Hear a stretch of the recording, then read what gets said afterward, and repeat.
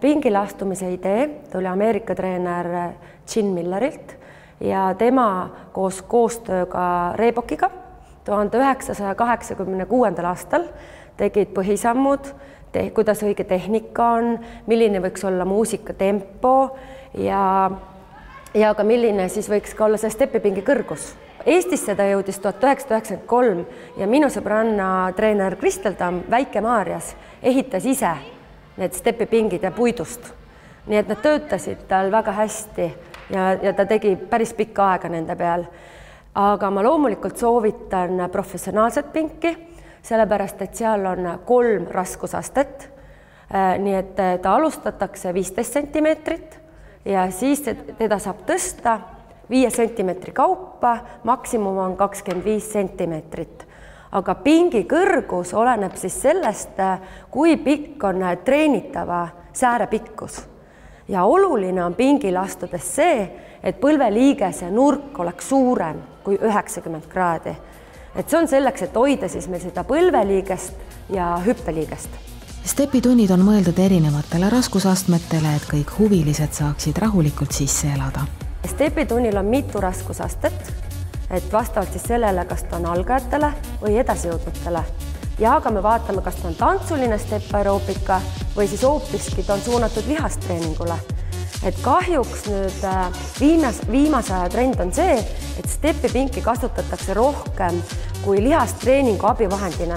Ja eriti popp on ta tulnud siis selleks, et Les Mills tegi bodypumpi ja põhimõtteliselt stepipinki kasutatakse siis ainult selleks, et seal pikutada ja teha mingeid harjutusi.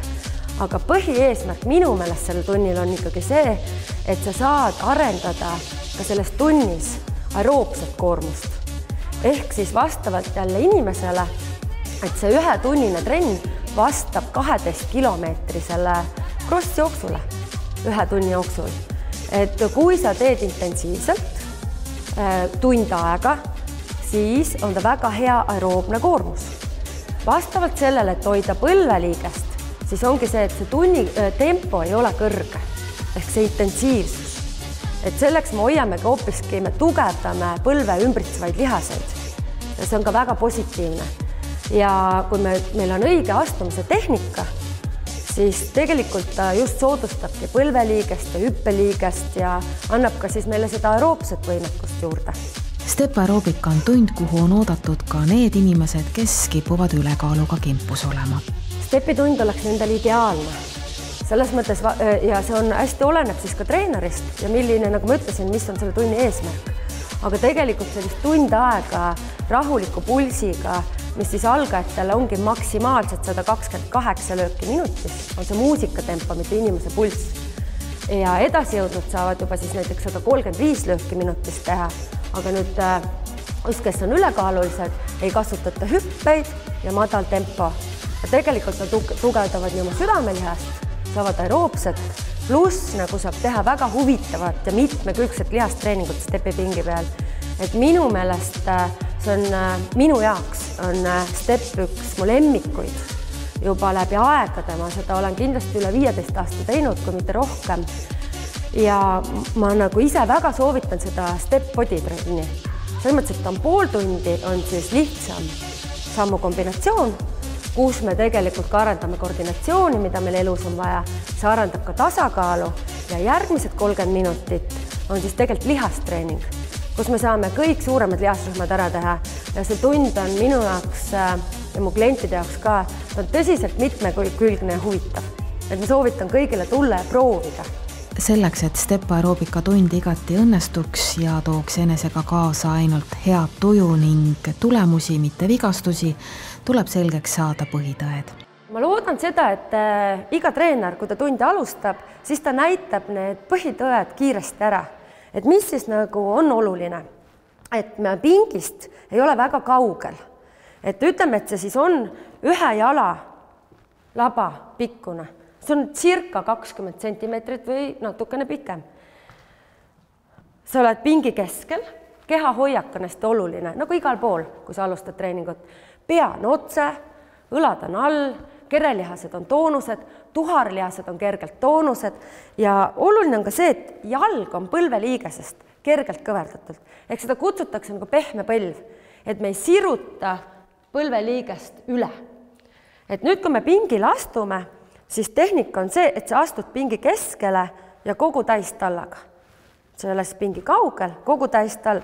Tuleb siis jälgida seda, et me vaatame, kuhu me astume ja me ei astu poole peale. Siis on hüppeliigesele väga suur koormus. Alguses esimesed trennid, sa kohe vaatad, kuhu sa astud, et sa ei pea, sul ei tohiks seda hirmu olla, et sa nüüd kukutsid pikali. Tegelikult, kui sa astud õigesti, siis sul ei ole võimalik kuskile kukkuda.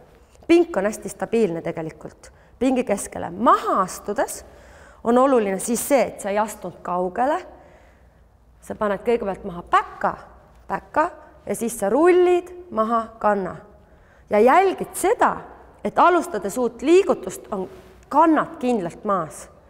Et liigselt sul koormus seal sääremarjale ei langeks, hüppeliigesele sellega me väldime ülekoormust. Ehk siis pingile ja maha astudes oli oluline, et pehme põlv, varbapõlled on otse.